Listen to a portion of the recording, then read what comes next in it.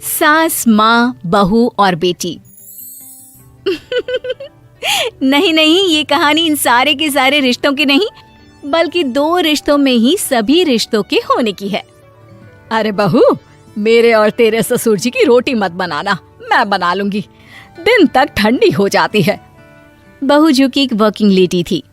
नहीं नहीं माँ जी, मैं अच्छे से कपड़े में लपेट देती हूँ ना, आप क्यों मेहनत करेंगी, माइक्रोवेव में गर्म कर लेना।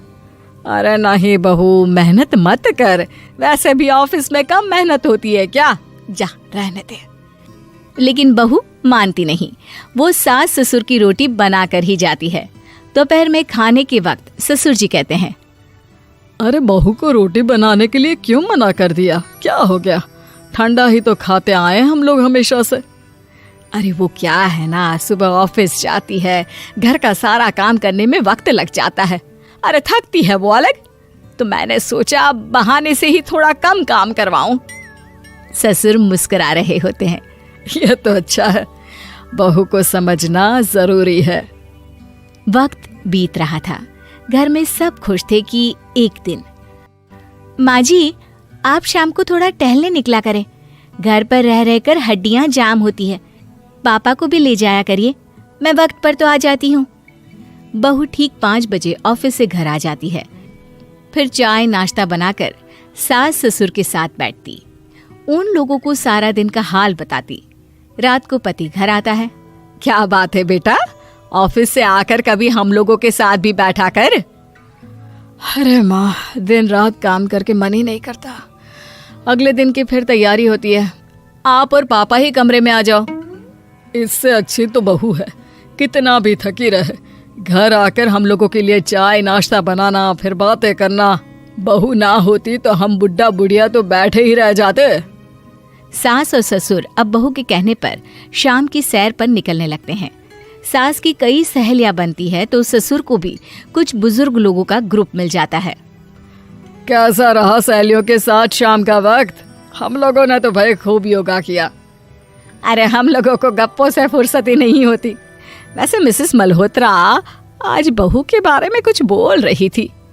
तभी वहाँ ऑफिस से बहू आ जाती है जो जींस और टॉप में होती है। क्या बात है माँ, क्या कह रही थी आपकी सहेली आपकी बहू के लिए? सास इस बार बहू को कुछ अलग तरीके से देखती है और उल्टा सवाल ही दाग देती है। क्या कह रही थी वो हटा, ये बता, तेरे ऑफिस में तो मर्द भी काम करते होंगे ना? बहू जो अब तक मजाक कर रही थी वो सीरियस हो जाती है।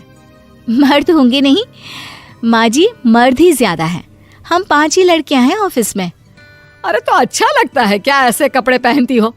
कल से तुम ना साड़ी पहनकर ऑफिस जाना, और हाँ, शाम का नाश्ता थोड़ा जल्दी बनाया करो, नाश्ता बनाकर बाद में ही ऑफिस के कपड़े चेंज करने जाना। बहू को समझ में नहीं आता कि सास को हो क्या गया है, लेकिन वो कुछ नहीं कहती, सीधे किचन में जाकर चाय नाश्ता बनाती है और सास ससुर को दे देती है। अगले रोज बहू ऑफिस के लिए तैयार होती है तो खूब सुंदर सी साड़ी पहनती है और ऑफिस के लिए निकलने से पहले सास और ससुर के पैर छूती है और निकल जाती है। क्या बात है, आज मेधा के ऑफिस में लग रहा है कोई फंक्शन है। अच्छा, पता नहीं, मुझे तो बताया नहीं, वैसे तो सारी बात करती रहती है। अरे देखा नहीं कैसे साड़ी पहनकर जा रही थी? अरे वो तो मैंने ही बोला है उसे। अरे अच्छा लगता है क्या रोज रोज ऐसे सूट या जींस में जाना? बहू हो, बहू बनकर रहो, और आप भी ना मेधा मेधा मत किया करिए, बहू बोला करिए, सर पर चढ़ जाएगी तो दिक्कत हो जाएगी। सास अब बहू को बहू जैसा रखने लगती है, हर बात पर रोका टोकी, हर बात पर ताने। क्या बात है, आजकल लेट आ रही हो ऑफिस से? अरे चाय के लिए भी देर हो जाती है, हम लोग फिर पार्क में भी देर से पहुंचते हैं। सभी की बहुएं वक्त से चाय नाश्ता करा देती है अपने सास ससुर को, बस एक तू ही है जो उस वक्त ऑफिस से निकलती है। माँ जी, वो एक रास्ता पुलिस वालों ने न जाने क्यों बंद कर रखा है, जिसके कारण ट्रैफिक ज्यादा हो जाता है। मैं कोशिश करूंगी कल वक्त से पहले निकल जाऊं। ससुर देख रहे होते हैं कि बहू अब परेशान सी रहने लगी है। एक रोज, मेधा, बेटी मेधा। जी पिताजी।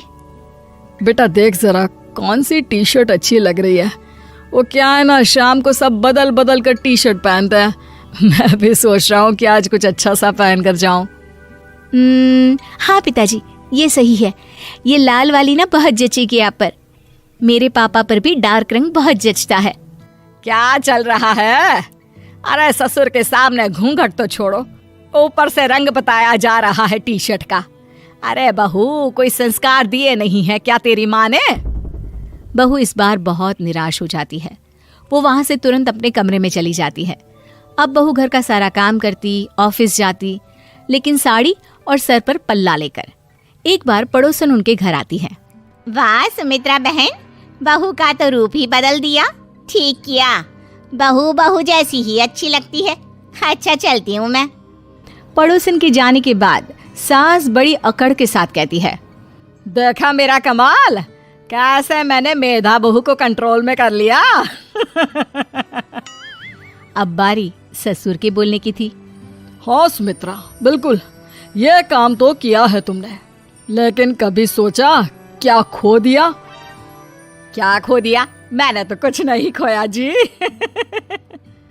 खोया है, पहले बहू जब ऑफिस जाती तुम्हारे पैर छूकर तुम्हें गले लगाती, लेकिन अब सिर्फ पैर छूती है।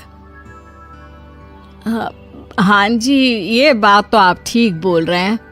पहले घंटों हम लोगों से बात करती, कमरे में ना जाती, ऑफिस से आते ही खुद की चाय, खाना, नाश्ता सब हम लोगों के साथ करती, सारी बात बताती। लेकिन क्या तुम्हें पता है, बहू की तबीयत खराब चल रही है, वो माँ बनने वाली है। ये बात मुझे बेटे ने बताई कि तुम्हें बता दूं। अब सास की आंख में आंसू थे। वो समझ गई थी कि लोगों के कहने में आकर उसने क्या खो दिया। शाम को बहू घर आती है तो माँ किचन में पकोड़े तल रही होती है। अरे माँ जी, आप रहने दीजिए ना, मैं आ तो रही थी।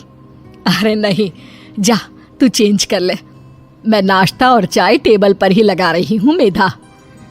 सास के मुंह से अपना नाम सुनकर बहू को बहुत अच्छा लगता है। माँ जी, कोई गलती हो गई है क्या? मेरे होते हुए आप काम करे, ये ठीक नहीं है। संस्कारी और समझदार बहू सास को माँ समझती है, लेकिन सास की बेवकूफी उसे सास ही बनाकर रखती है।